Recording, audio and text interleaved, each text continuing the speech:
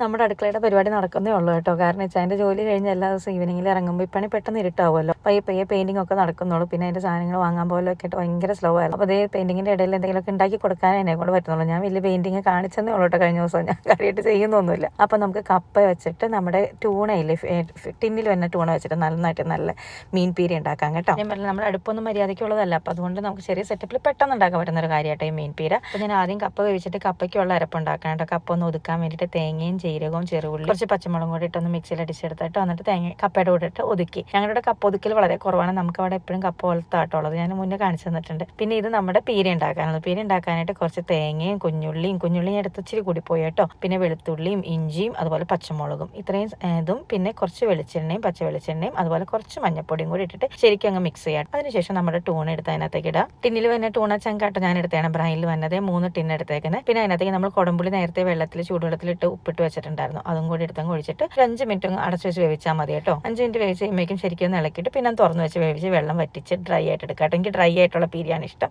നല്ല ടേസ്റ്റാണ്. എല്ലാവരും ഒന്ന് കഴിച്ചു നോക്കണേ. കുടംപുളി ടേസ്റ്റ് ഭയങ്കര ഈസിയാണ്. വെള്ളം ഇങ്ങനത്തെയൊക്കെ നമുക്ക് വെക്കുന്ന സമയത്തൊക്കെ പെട്ടെന്ന് ഉണ്ടാക്കാൻ പറ്റും. പിന്നെ അത്ര ഹെൽത്തി ഒന്നും ആയിരിക്കില്ല കേട്ടോ. ഇങ്ങനെ പ്രിസർവ് ചെയ്ത് വന്ന ടൂണയൊക്കെ അല്ലേ. പക്ഷെ പെട്ടെന്നൊക്കെ സ്റ്റക്കാകുമ്പോൾ നമുക്ക് പെട്ടെന്ന് ഉണ്ടാക്കാൻ പറ്റുന്ന ഒരു സാധനമാണ്. അതിൻ്റെ കൂടെ നമ്മൾ പറഞ്ഞില്ലേ കപ്പ വേവിച്ച് ഉടച്ച് ഒതുക്കിയെടുത്ത് കൂടെ 2 സീബ്രീം വറുത്തും കൂടെ ഉണ്ടായിരുന്നു കേട്ടോ.